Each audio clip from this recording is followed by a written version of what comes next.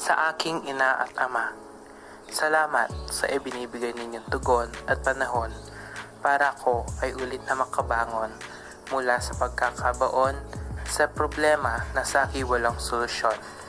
Patawad sa aking maling mga gawain na nagbigay ng masasakit na damdamin at sarilihin ang mga luhain. Kahit papaano, sana'y ako ay inyong unawain. Mahal kong ina, nahal niyo pa ba nung ako'y nagkasakit? Kayo'y walang tulog para lang ako'y alagaan. O ang mga panahong wala akong tigil sa pag-iyak, makuha lamang ang aking gusto. Dahil ang mga araw na kahit ang pagkaing nararapat sa inyo ay binibigay ninyo sa akin. Hindi ko kakalimutan ang mga araw na tayo masayang nagkakainan. Habang nag-uusapan, sisiguraduhin kong ako ay makakapagtapos upang kayo ay hindi na bumuwas sa pagtatrabaho ng hindi lubos.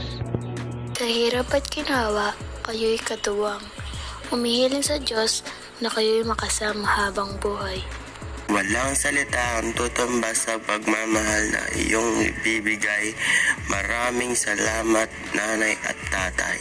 Kung ako ang tatanungin kung sino ang superhero ng buhay ko, tiyak ang ngalan niyo ang aking babanggitin. Sensya na sa aking ugaling di kay buti.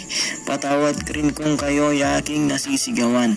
Nang dahil sa pagod o kaya naman ay sa stress.